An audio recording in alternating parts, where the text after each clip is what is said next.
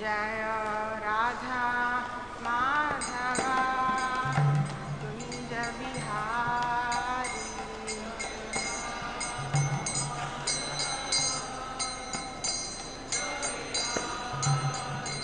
जय गोपी जन वल्लभा गिरिवरधारी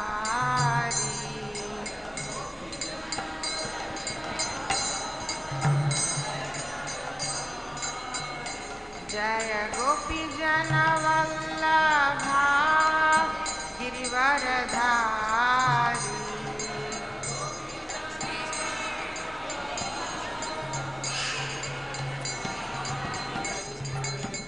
यशोदानंदन ब्रज जन रंजन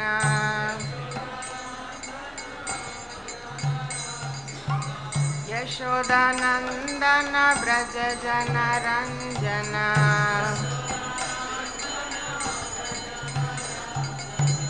यमुना तीरा वनचारी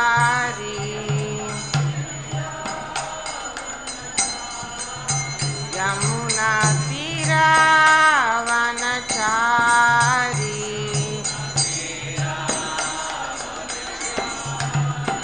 जय राधा माधव कुंज बिहारी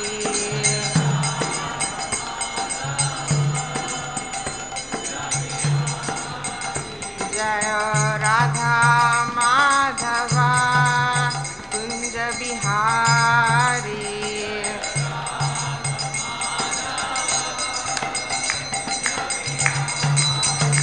हरे Krishna Krishna Krishna Hare Hare Hare Ram Ram Ram Hare Hare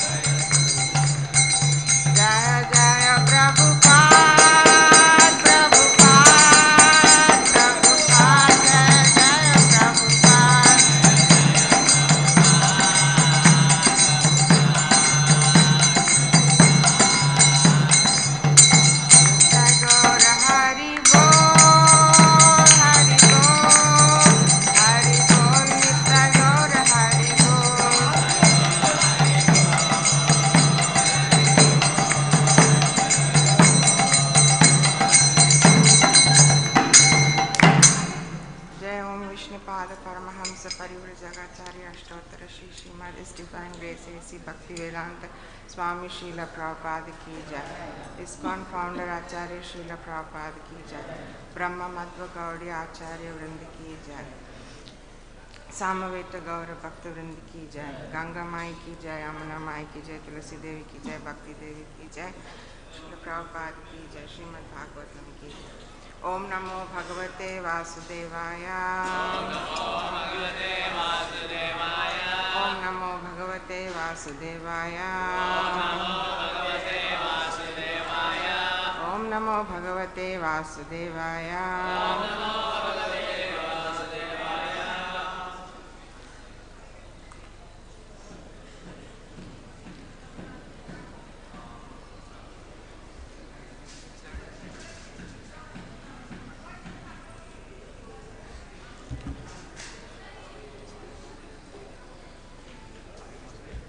We are reading from Srimad Bhagavatam, Canto 2, Chapter 2, titled The Lord in the Heart, verse 19.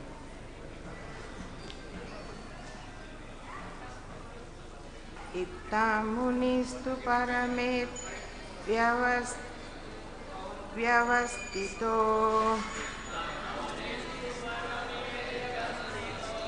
vijñāna-dṛg-vīrya-surandhitāśayaḥ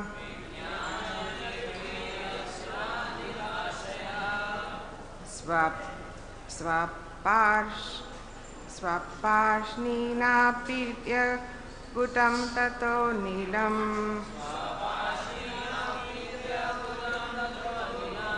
sthāneṣu ṣaṭsūnnamayej jita-klamaḥ.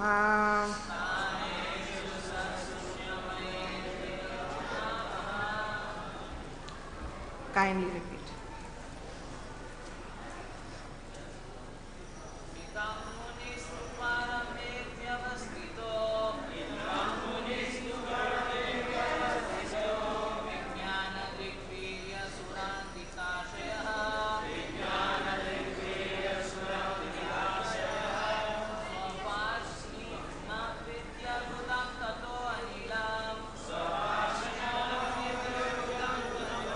ṣaṭsūnnamayej jita-klamaḥ.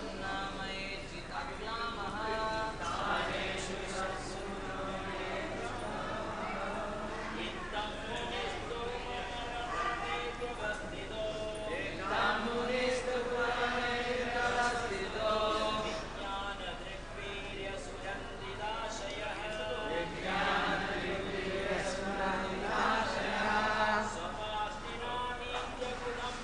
anilam sva-pārṣṇināpīḍya gudaṁ tato anilam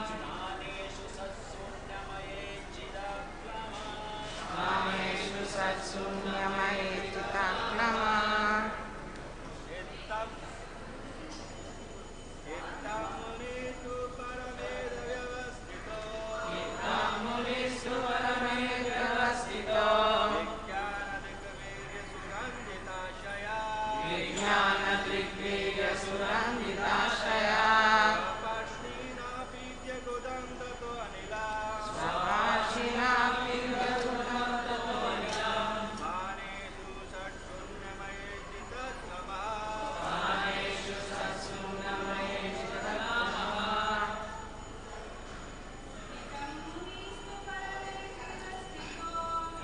Itthaṁ munis uparamet vyavasthito vijñāna-dṛg-vīrya-surandhitāśayaḥ sva-pārṣṇināpīḍya gudaṁ tato anilam sthāneṣu ṣaṭsūnnamayej jita-klamaḥ.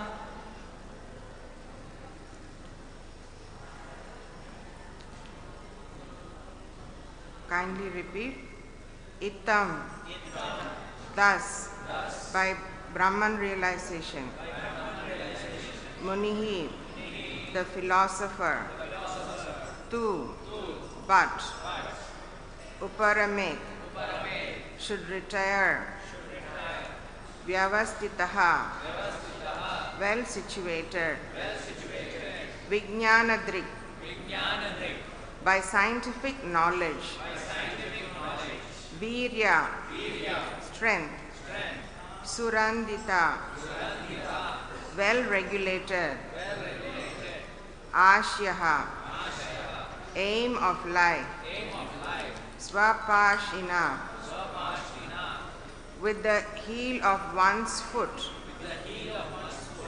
āpīḍya, by blocking, gudaṁ, the air hole, tataḥ, thereafter, anilam, life air, sthāneṣu, in the places, ṣaṭsu, six primary unnamayet must be lifted jita-klamaḥ by extinguishing material desires.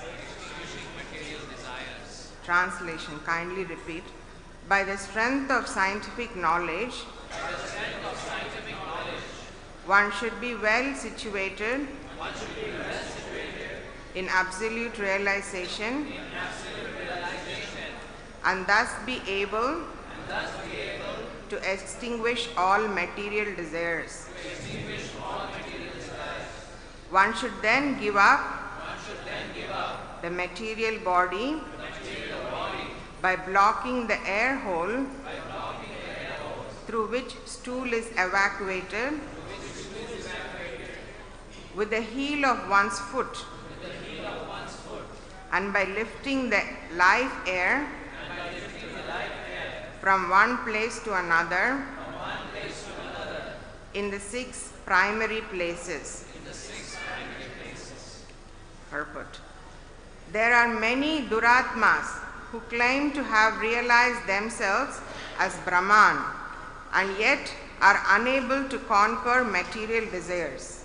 In Bhagavad Gita 18:54, it is clearly explained that an absolutely self-realized soul becomes completely aloof from all material desires.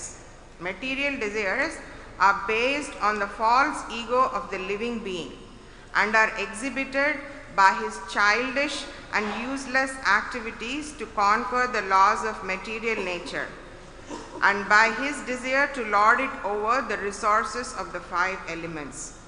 With such a mentality, one is led to believe in the strength of material science, with its discovery of atomic energy and space travel by mechanic vehicles, and by such tiny advancements in material science, the false egoist tries to challenge even the strength of the Supreme Lord, who can finish all man's tiny endeavors in less than a second. The well-situated self, or Brahman realized soul, perfectly understands that the Supreme Brahman, or the personality of Godhead, is the all-powerful Vasudeva, and that he, the self-realized well-being, is a part and parcel of the Supreme Whole. As such, his constitutional position is to cooperate with him in all respects in the transcendental relation of the served and the servator.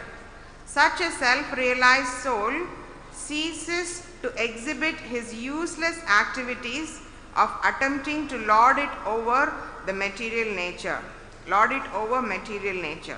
Being scientifically well informed, he fully engages himself in faithful devotion to the Lord. The expert yogi who has thoroughly practiced the control of life air by the prescribed method of yoga system is advised to quit the body as follows. He should plug up the evacuating hole with the heel of his foot and then progressively move the life air on and on to 6 places: the navel, the abdomen, the heart, chest, palate, eyebrows, and cerebral pit. Controlling the life air by the prescribed yogic process is mechanical, and the practice is more or less a physical endeavor for spiritual perfection. In olden days, such practice was very common for the transcendentalists, for the mode of life and character in those days were favorable. But in modern days, when the influence of Kali age is so disturbing, practically everyone is untrained in this art of bodily exercise. Concentration of the mind is more easily attained in these days by the chanting of the holy name of the Lord. The results are more effective than those derived from the inner exercise of the life air.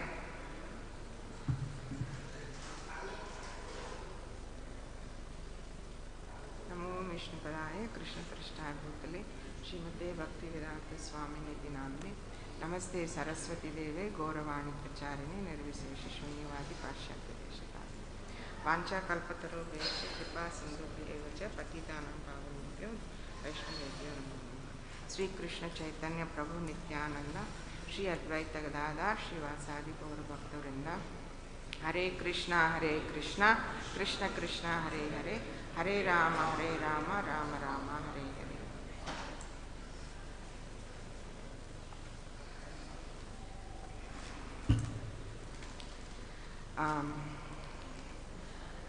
So a quick review of how we reached this point. The previous chapter in Canto 2, Canto 2 is called Cosmic Manifestation. So we will be talking about how this material creation happened. And the previous chapter is called The First Step in God Realization. So Parikshit Maharaj meets Sukadeva Goswami, and Sukadeva Goswami assures Parikshit Maharaj, even if you have only one moment in your life, still God realization is possible. Then he tells the story of Katwang Maharaj, how Katwang Maharaj was fighting for the demigods, and when he came back, he realized that he had only one moment, and in that one moment he performed devotional service and he went back to Godhead. And Parikshit Maharaj said, you have 7 days now, so you have lot of time compared to Katwanga, and you can achieve perfection. You have to be very alert to your prime duty, which is performing devotional service. And you should meditate on Lord Vishnu, and this meditation will purify your mind of all dirt. Then Parikshit Maharaj asks, so how does one do this meditation of fixing Lord Vishnu in one's heart to get rid of all the dirt from one's heart? And because it's the first step of God realization, the first step in God realization, Sukadeva Goswami starts with the description of Virat Roop. Virat Roop is seeing the form of Lord Vishnu using material elements. So there are many descriptions given in that chapter. You can see the form of Lord Vishnu, and the 4 varnas and ashramas are present. 4 varnas are there, Brahmanas are his head, Kshatriyas are his arms, Vaishyas are his belly, Shudras are his feet. Or you can expand it, not just to human society, you can expand it into the whole world. The mountains are his backbones, the trees are his hair, the rivers are the blood flowing in, so you can see the whole world as form of Vishnu. Or you can see the whole universe. The higher planetary systems are his upper body, the lower planetary systems are his lower part of the body, and the middle planetary system is his abdomen. So starting from what you can see in human society, all the way to the entire material universe, you can see Lord Vishnu's Virat form. So that's the primary form of meditation. That's why it's called the first step in God realization, just seeing the material world in association to Lord Vishnu. And then the second chapter starts, and Sukadeva Goswami starts by saying that Lord Brahma, the first verse is, Lord Brahma was also doing such a Virat Roop meditation, and through that meditation he got the knowledge and he was able to create all the planetary systems. And then when you create this universe, all the planetary systems are put in place, you get Vedas. When you buy a machine, it comes with the manual. Similarly, when the material world is created, a manual was given about the operation of this material world, and that manual is the Vedas. And these Vedas tell you how to successfully live in this material world. And Sukadeva Goswami talks about the various flowery propositions, like one can go to enjoy in heaven and all. The Vedas give a lot of information about it. And he says this is not a tangible happiness. If you go in this path of utilizing the material world and material energy through the manual, understand through the manual how to manipulate this material world, and I can go to heaven, I can enjoy. If you have that spirit, you will not actually have a tangible happiness. Then he says, intelligent persons avoid these flowery benefits because they want enlightenment. They want to escape the material world. Intelligent people don't want to enjoy the material world. They want something beyond the material world. They want enlightenment. And from verse 4 onwards, the quality of such an enlightened person, a person who seriously wants to get out of the material world, it's described. Why would you need pillows when you have your hands? Why do you need utensils when you can cup?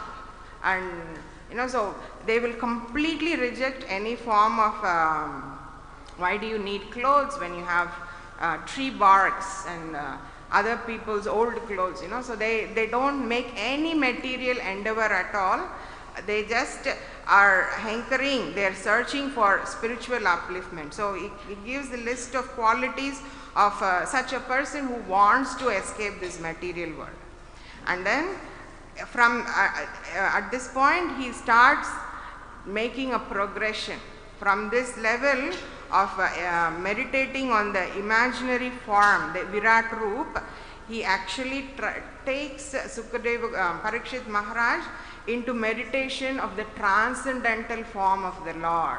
So that is the first level of God realization. Now we go one level up, transcendental form. So then naturally you have to describe the form for Parikshit Maharaj to be able to meditate. So from verse 8 onwards, there is a beautiful description of the form of the super soul. He has a beautiful smile, he has lotus eyes, lotus feet. A beautiful description of the super soul is given for him to meditate. And then from verse 15 onwards, the process of how to escape the material world. Meditation of the Lord is there. That means you're seeing the form, and then as you see the form, you have to do something. So that process is described from verse 15 to 21, and where 21 shows the completion of the process. We are in verse 19, and here we are talking about the strength of scientific knowledge. This is an enlightened person who is living in the material world, and is rejecting everything material. And here we talk about how he uses scientific knowledge and what he does with the prana, the life air in his body. So scientific knowledge, science, as per the dictionary, the definition of science is the study of this physical and natural world. So if somebody has scientific knowledge, that means he has studied this world. He understands what this world is. And what is the understanding of an enlightened person? What does he understand by studying this world? He understands that the well-situated self, or Brahman realized soul, perfectly understands that the Supreme Brahman, or the personality of Godhead, is the all-powerful Vasudeva, and that he, the self-realized living being, is a part and parcel of the Supreme Soul. As such, his constitutional position is to cooperate with him in all respects, in transcendental relation of the served and the servator. So that is the perfect scientific knowledge. Bhoktaram yajna tapasyam sarvaloha maheshwaram. The Lord is the enjoyer of all the sacrifices. He is the proprietor of all the universes. Ishavashim idam sarvam yatkincha jagatyam jagati. Everything animate and inanimate, They are all not just controlled by the Lord, they are owned by the Lord. So in the translation says, by the strength of his scientific knowledge, he will be situated in absolute realization. So that is the realization, that Krishna is the proprietor of everything, and I am related to Krishna in the relationship of the served and the servant, and thus be able to extinguish all material desires. So once he understands that, then he has no more material desire. Material desire is simply coming because you think there is something yours for enjoying. But when you understand that everything belongs to Krishna, tena tyaktena bhunjita. Krishna will give you a quota for you to enjoy, and that is your quota. And you will never go and encroach upon anyone else's, knowing perfectly well. You will not try to take others' quota, because you know that doesn't belong to you, know to whom it belongs. So and that through that understanding, scientific understanding, he can extinguish all his material desires. Then the next point, here is the process. From verse 15, we are talking about various process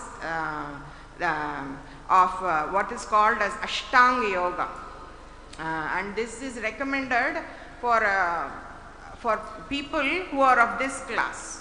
They don't have utensils, they just eat with their hands. They don't have clothes, they just use tree barks and old worn out clothes. And they don't sleep on with pillow, they just sleep with their hand. So that class of people, for them this process from verse 15 is explained. There is something about breathing and about being self-satisfied, and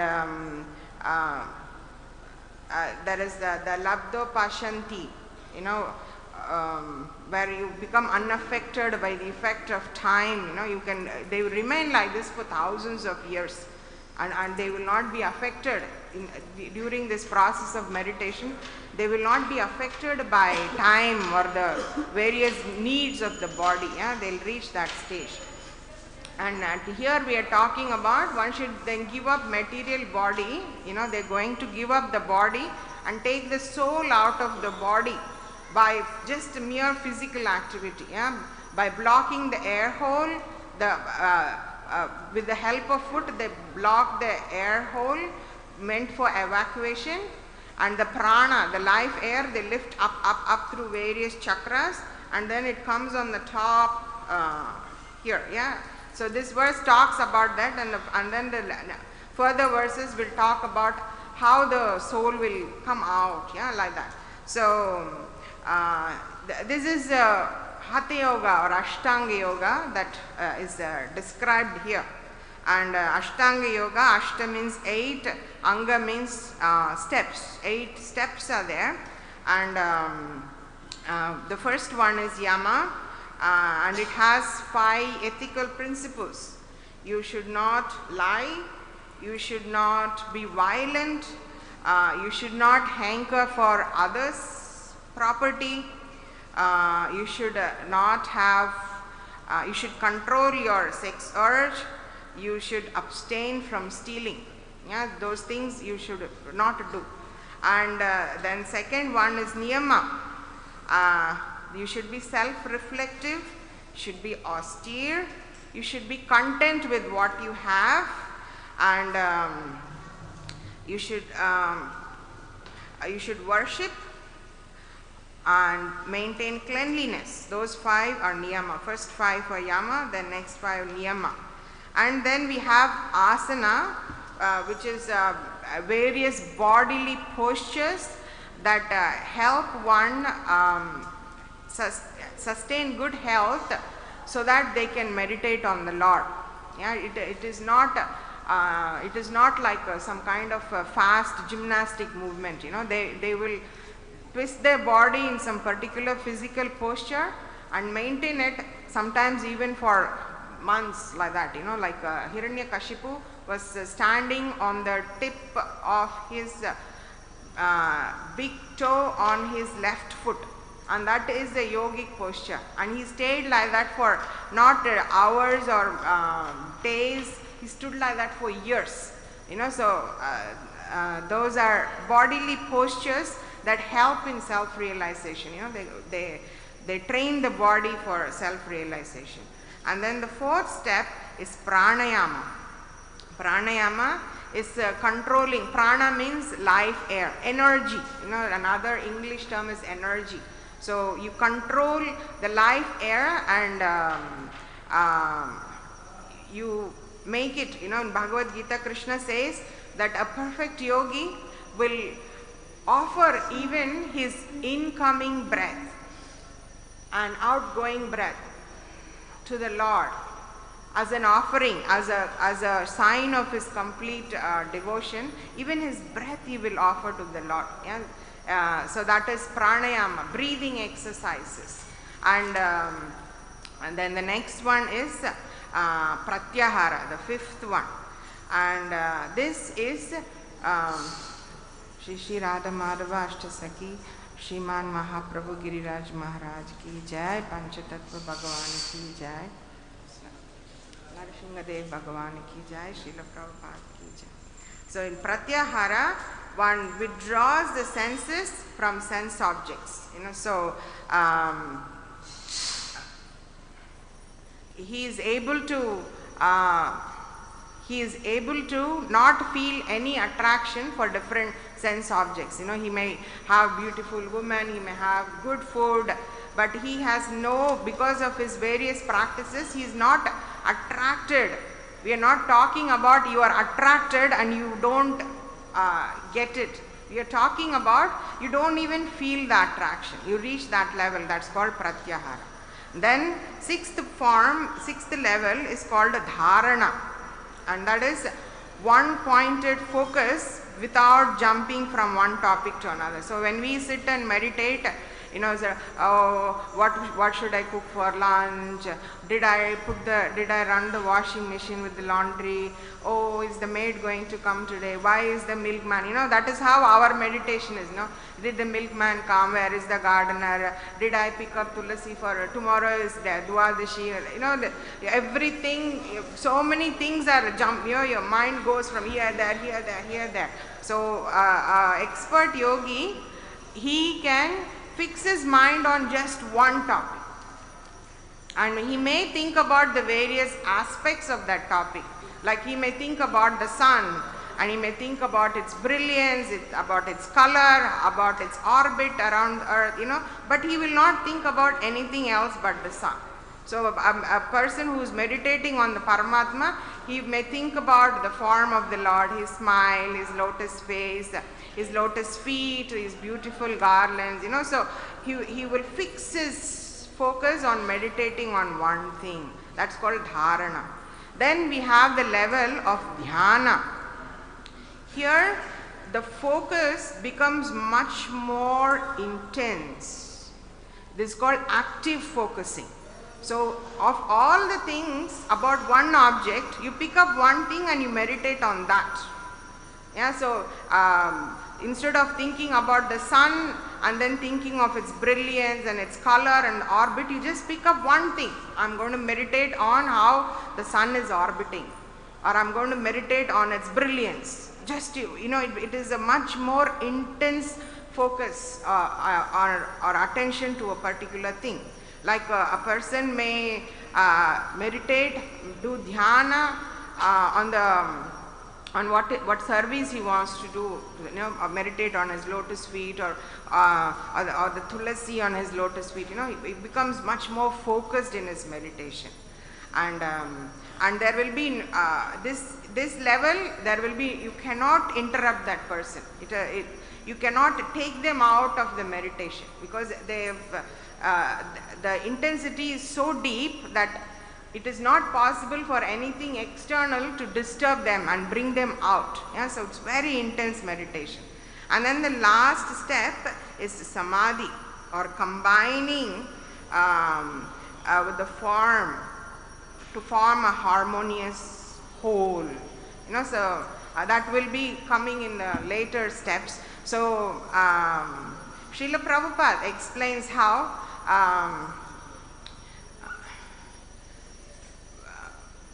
In olden days, such practice was very common for the transcendentalists, for the mode of life and the character in those days were favorable. Yeah, people had that life, if you are hungry and if you just go and say, can you please give me some food, or they'll say, oh, this is the yogi Baba, they'll give you some food, they will sustain the society. Now if you are like that with all your matted hair and all, you go, please give me some food, immediately they'll call 911 or something, some weirdo is by my doorstep, please protect me. The culture is totally gone. There is no life that is God-centered. There is no scope of simplicity. If you are simple, people think that you are crazy, like somebody whom you should stay away from. So that is the nature of Kali Yuga. But in modern days, when the influence of age of Kali is so disturbing, practically everyone is untrained. And all these things are considered cool.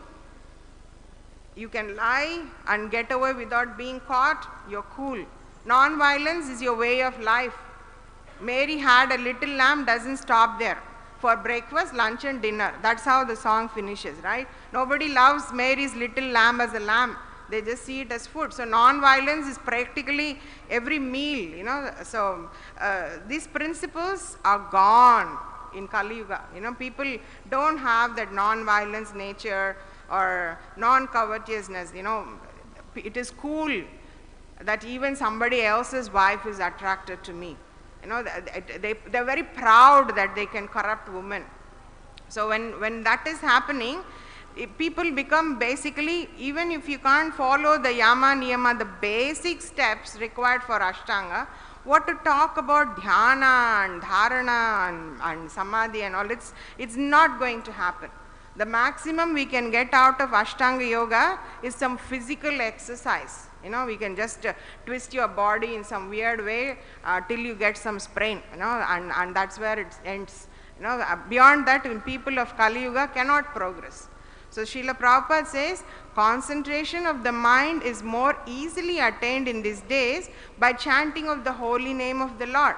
So the whole Ashtanga Yoga, Srila Prabhupada has given us suitable for this age. Do we have do's and don'ts? Yes. Do's, chant Hare Krishna, take prasadam, follow Ekadashi, take association. Don'ts, no meat eating, no gambling, no intoxication. There is a set of do's, there is a set of don'ts. And do we do physical activities, exercises? Yes, a lot. You can utilize asana. Means physical activities that help one spiritually, and asana is basically putting your body in a condition which is conducive for spiritual life. So you can do all services. You wash the pot for the Lord, sweeping, mopping, everything. All of that is conducive for spiritual life. And pranayama is adjusting the life air. Prana is energy, and scientifically proven. Chanting Mahamantra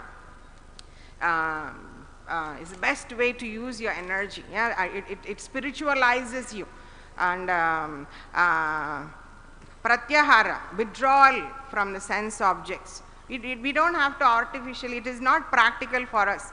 You see Mahaprasadam Laddu, oh my God, there is Laddu, so there is, we are not in a level that we don't like it. So what we do is we offer everything to Krishna and then we accept it as his blessings. So you like to eat, you cook nice feast and you offer it to Krishna and you eat. And you like silk, okay, buy nice silk and make beautiful dress for Krishna. So we control our senses by offering the sense objects in the Lord's service. Dharana, one-pointed meditation. Sometimes, you are stitching, Janmashtami is coming, Mataji's probably could relate more, even if you're cooking or something, you're thinking, what dress for Janmashtami, what dress will I make for deity, you get some, what should I cook? Oh, Radha Madhava is coming on elephant, what should I cook? Sweet, salty, should be cold, hot, yeah. So we can utilize, one-pointed focus on some particular service. And dhyana for devotees is simply purely meditating on the instructions they receive from the spiritual master. We may have so many services to do, but what is the best service is what our Guru Maharaj asks us to do. Oh, I like to give Bhagavatam class. I like to worship deities. I like to, so many services are there, so many things I like. But what will be my dhyana? What will be my meditation? My Guru Maharaj said, clean the toilet. I'll meditate on that. Yeah. I may have a dharana for many things. My dhyana will be how will I make that particular instruction my life. Yeah, that is our dhyana. And then samadhi. Samadhi is when we are working in a way. Srila Prabhupada describes samadhi as when we are working in a way that our wish is 100% aligned with the wish of Krishna and spiritual master. No separate agenda. We do not actually think of like the yogis that you will merge. When you are having an intense dhyana, at that point you can choose. The Brahmavadis, they think they want to merge. Devotees, they want to serve. From dhyan you can get many. The samadhi becomes many for each type. A Brahmavadi may merge into the Brahman. A Mayavadi will go to hell. A devotee will, by his dhyana, will attain devotional service. So each one will get one result. So we don't hanker for merging with Brahman, but we hanker for aligning our desires and our actions to be 100% as the Lord requires, as our spiritual master requires. And by doing so, we attain the same result. The results are more effective than those derived from the inner exercise of life air. So whatever you get by doing this Ashtanga yoga, closing the hole and moving the air up through 6 places and all, whatever you would get, if at all you get, the results you get by practicing bhakti, the devotional Ashtanga yoga, will be infinitely more, and it's more effective. It is something that you can actually do, so it is more effective for you. So these are just to summarize. We looked at an overview of how we reached this point from previous chapter of how the first step of God realization, Virat Rup, to the meditation of the Lord in his personal transcendental form, and the description of the personal transcendental form of the Lord, the process of meditation. That's what this section is about. And in this section, we particularly talked about scientific knowledge utilized in the service of the Lord, which gives us material detachment, and how the life air is to be controlled and moved up all the way to the crown. Yeah? And Prabhupada says all of that can be obtained simply by chanting Hare Krishna. Thank you very much.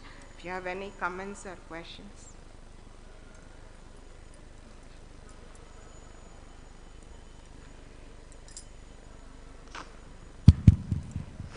Hare Krishna Mataji, as you told that the last stage of the yogis in Ashtanga Yoga, it is Samadhi. So what will be the equivalent for the devotee? The equivalent is when Samadhi means you become one with the Absolute. So we don't become one with Absolute in sense of merging into Brahman. We become one with the interest of the Lord. If Krishna wants this to be done and you also want the same thing to be done, then you are in Samadhi.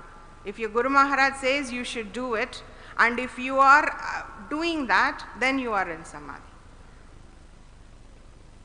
Hare Krishna. Thank you so much for the class. Mataji, see, in between you mentioned that tangible happiness.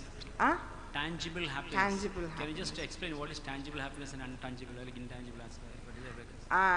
The word tangible means something that you can sense. Like if somebody beats me, I can actually feel the pain.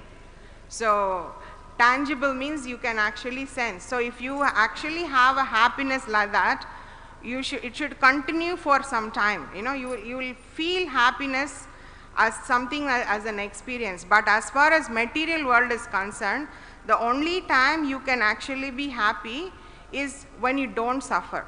Happiness equal to no suffering.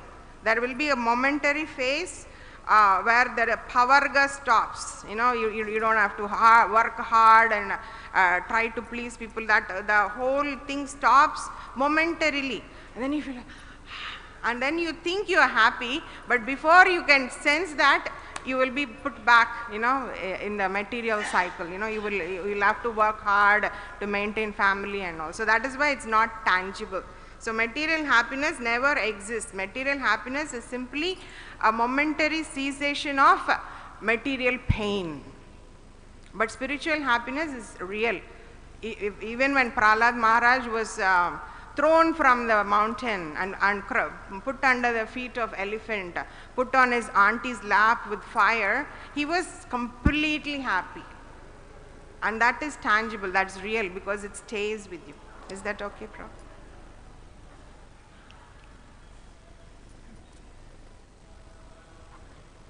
Hare Krishna Mataji, thank you for the wonderful class. I have a question. You know, you mentioned that we should chant the Hare Krishna Maha Mantra. A lot of times we bring our relatives and friends and try to preach them. So what happens usually when we preach them, they start chanting and on and off, you know, they kind of forget chanting, and after a few years we again ask them, please start chanting. So what should we do for them, something extra, that they keep chanting and keep themselves in the devotional service? I heard this from in one lecture.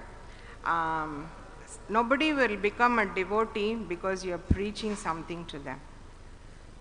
People become devotees because they are seeing you as a devotee. This is applicable all over, even children, you know.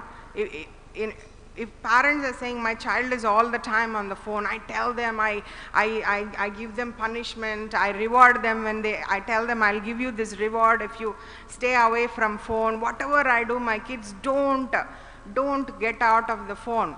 Then you ask, what do you do with your phone?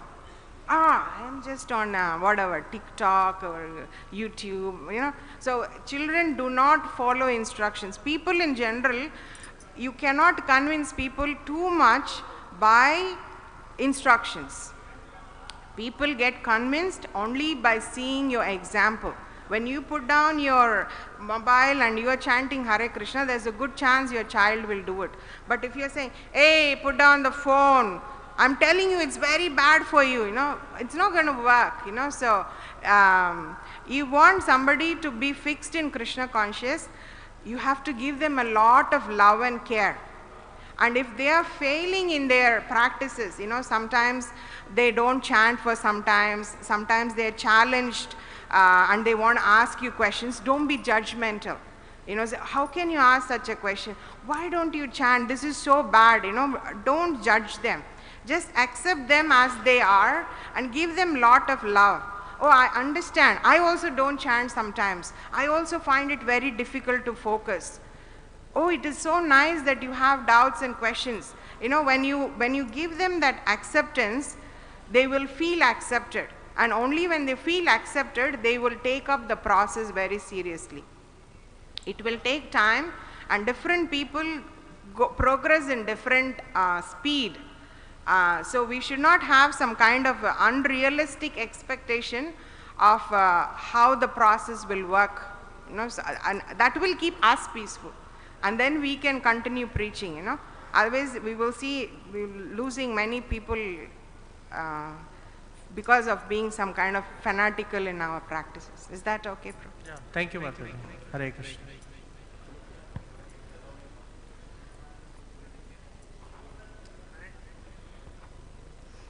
Mataji, in the Purport, it is written that on and on to 6 places like navel, abdomen, heart, chest, palate, eyebrows, and cerebral pit. For the devotees, I believe it is the Ante Narayana Smriti, so that should be the aim at the time of death. So please explain, Mataji. You have explained yourself, Prabhu. We do not have to meditate on the chakras and try to move the prana into each chakra till we reach that top level and all, you know. We just simply have to constantly chant Hare Krishna perform our devotional service, particularly whatever we have as instruction from spiritual master. And apart from that, there is nothing else we have to particularly do. The rest is Krishna's problem. How we are going to die, how we are going to go back to Godhead, we don't have to even think about it. Because we are 100% aligned with the will of our spiritual master and Krishna, no? So it's there, now it's their game to play. So they will take care of how we die. We don't even have to wait for the sun is in the up or a moon is in the up, all those different auspicious times. There's never anything inauspicious in devotee's life. We can die in any situation, we can die in any place, we can die in any method, but nothing will be inauspicious for devotee because that connection is so strong. So whatever outside world might see, we know that we are very safe because we are only doing what Krishna and Guru Maharaj wants us to do. Thank you, Mataji. Thank you.